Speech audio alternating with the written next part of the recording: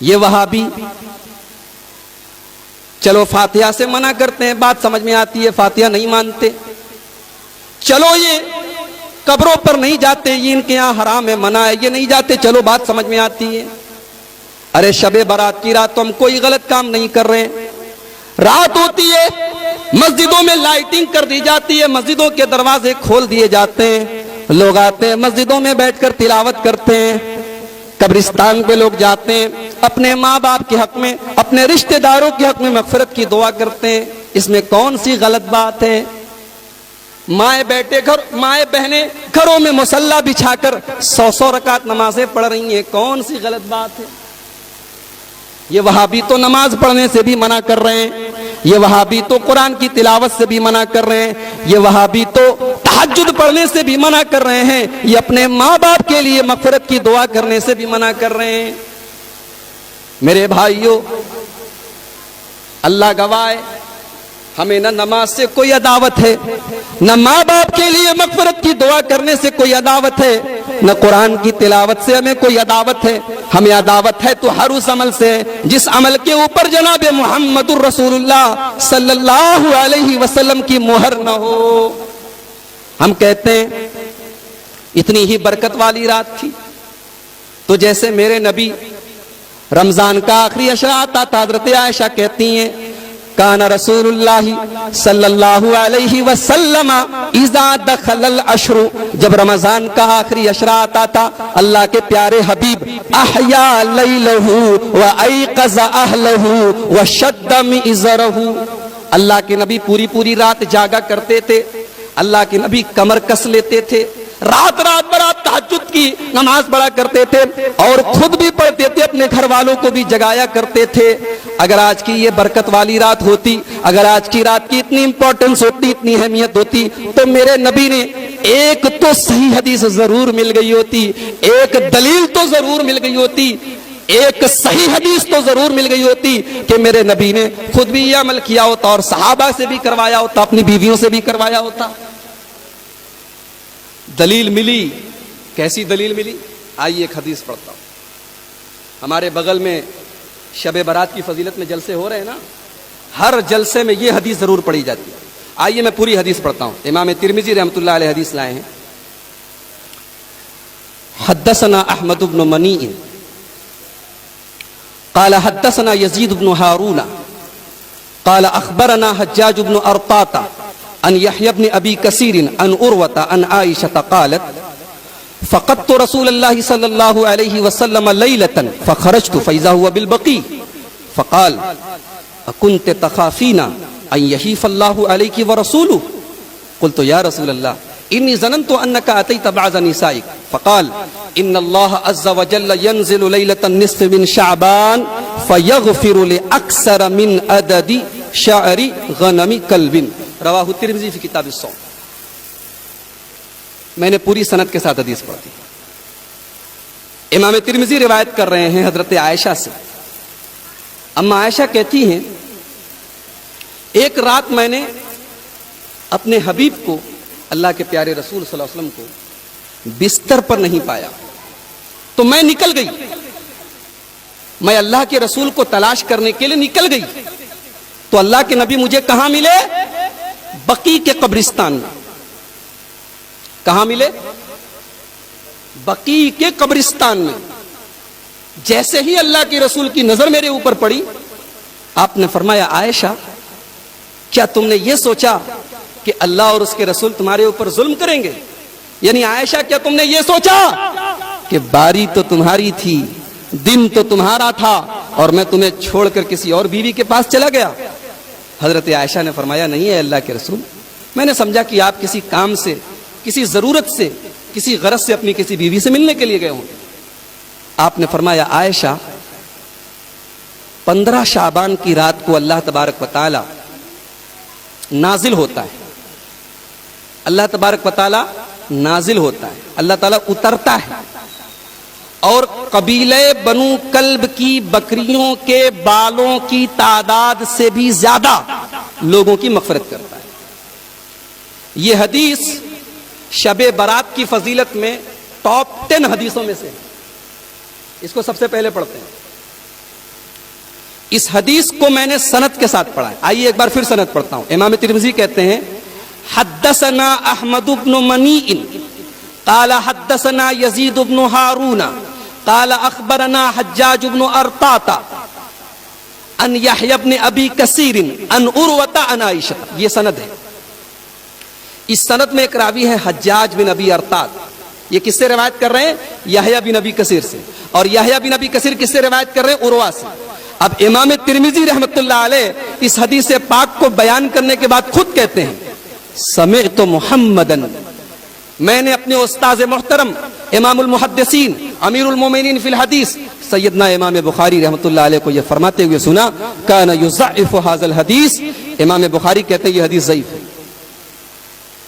کون کہہ رہا ہے؟ کون کہہ رہا ہے حدیث ضعیف ہے؟ کوئی یہ نہ کہے کہ وہابی کہہ رہا ہے. کون کہہ رہا ہے؟ بخاری کہہ رہا ہے. امام بخاری کہہ رہے ہیں. اور کعبے کے رب کی قسم، علم حدیث میں جو مقام امام بخاری کو حاصل ہے وہ کسی اور کو حاصل ہے. امام بخاری کسی راوی کے بارے میں کمنٹ کر دیتے ہیں فیہ نظر، اس راوی کی حدیث کو تھوڑا سوچ وچار کر لیا کرو. یہ نہیں کہتے کہ ریجیکٹ کر دو. امام بخاری اگر کسی راوی کے بارے میں صرف اتنا بول دیں فیہ نظر، اس راوی کی حدیث کو سوچ سمجھ کر لیا کرو، تو علماء کا اتفاق ہے، محدثین کا اتفاق ہے، فقہاء کا اتفاق ہے کہ وہ حدیث ریجیکٹیبل ہے، وہ حدیث مردود ہے، وہ حدیث قبول نہیں کی جائے گی، کیونکہ اس کے راوی کے بارے میں امام بخاری کا اتنا زبردست کمنٹ ہے. امام بخاری بول رہے ہیں یہ حدیث ضعیف ہے. اچھا یہ تو سند ہے. اچھا امام بخاری حدیث کو ضعیف بتاتے ہیں، وجہ کیا بتاتے ہیں؟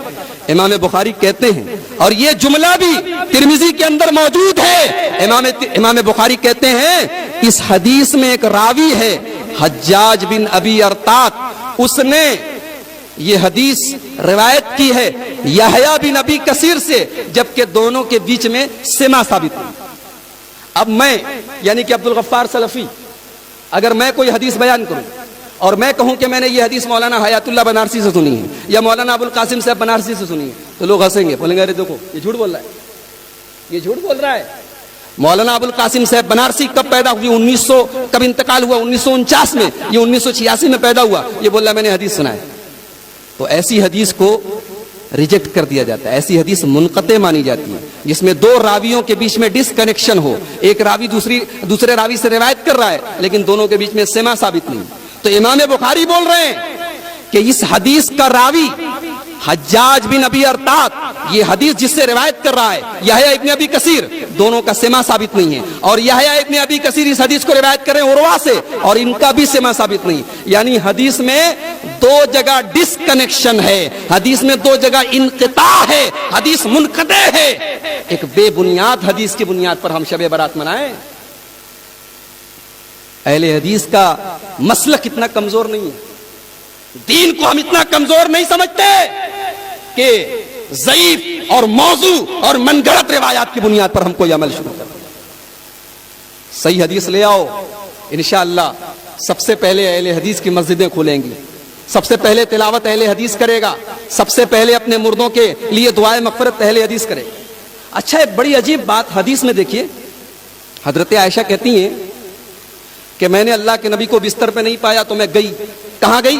بقیع کے قبرستان میں. قبرستان میں جانے کی کیا ضرورت تھی؟ اگر واقعی میں یہ مغفرت کی رات ہے تو مجھے بتاؤ، شب قدر کیا مغفرت کی رات نہیں ہے؟ شب قدر کے بارے میں تو میرا رب قرآن میں کہتا ہے انا انزلناہ فی لیلۃ القدر وما ادراک ما لیلۃ القدر لیلۃ القدر خیر من الف شہر تنزل الملائکۃ والروح فیہا باذن ربہم من کل امر سلام ہی حتی مطلع الفجر. شب قدر کے بارے میں تو میرے رب نے پوری قرآن کی سورت نازل کر دی. میرے رب نے کہا یہ اتنی مبارک رات ہے کہ ایک رات کی عبادت 1000 مہینے سے افضل ہے، 84 سال کی عبادت سے بہتر ہے اس رات کی عبادت۔ لیکن ایک روایت دکھا دو، ایک حدیث دکھا دو، ایک سند دکھا دو، ایک دلیل دکھا دو کہ شب قدر کی رات میں میرے نبی قبرستان جا کے دعائیں مغفرت کرتے تھے۔ سن لو، اہل حدیث کا عقیدہ یہ ہے کہ ماں باپ کے لیے مغفرت کی دعا گھر بیٹھ کر بھی کر سکتے ہیں، مسجد میں بھی کر سکتے ہیں، اور قبرستان جا کر بھی کر سکتے ہیں۔ قبرستان جانا ضروری نہیں، ٹھیک ہے جا سکتے ہیں۔ ابھی ہمارے صدر محترم نے پوری قبر کے تعلق سے پوری حدیثیں پڑھی، لیکن یہ عقیدہ کہ ماں باپ کی مغفرت کی دعا تبھی ہوگی جب ہم قبرستان پر جائیں گے، یہ عقیدہ اسلام کا نہیں ہے۔ معاف کیجئے گا، یہ ان کا عقیدہ ہے جن کا مذہب قبرستان سے شروع ہوتا ہے اور قبرستان میں جا کر ختم ہو جاتا ہے۔ اس رات کا نام شب برات کیوں پڑا جانتے ہیں؟